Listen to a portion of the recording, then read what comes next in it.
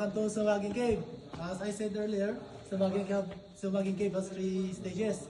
The first stage is very slippery and hindi naman very dangerous. It's just slippery. So, ang gagawin lang po natin is spelunking. Alam niyo po ba ang spelunking? Hindi po. Para po kayo nagkrokolong na zombie na pang paharap. Ha? Yung mas mabuti na lang, hawak na sa mga bato. May humawak sa bato to support your body. Pwede hawak sa'yo. Yung pala yun. Wow! Yes, te.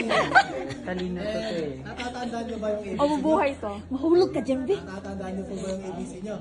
Yes, sir. Okay, yung ABC ko po kasi is always be careful. Sige, marami kami alam sa'yo. Yes, slowly but surely. Ah. Alam ko naman po yung pace natin. And then, okay, sa first stage, nasabi ko na. Second stage naman po is for rock formations. Doon na tayo mag-iwan ng underwear. Underwear? And then, one more thing. I want you to widen your imaginations, okay? Yes. For example, imagine what kind of rock formation is this one. Stalactite. Ay, stalak. I mean, Parang titi siya. Widen your imagination. Kanina ka pa. To Titi daw. imagine what kind of rock formation. Ma'am, hindi yung classic. Imagine niyo po kung anong classic ba ito. Rock formation. Pwedeng hayop, pwedeng bagay, ganon.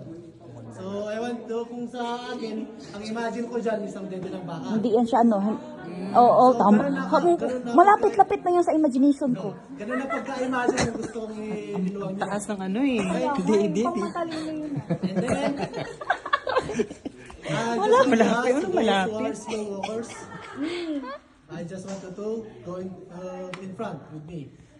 Hindi po sa pagdi-discriminate ka, pero I just want to control the group. Kasi kapag yung mga slow walkers na sa harap, makokontrol niya yung pacing ng group. Para pag kasi siya nasa gitna, mahati yung group. Pag naman nasa uli siya, yung mahuli, di ba? Sige. So dapat nasa unahan. Sino pa? Umamin na, wag na pong... Ako talaga yan.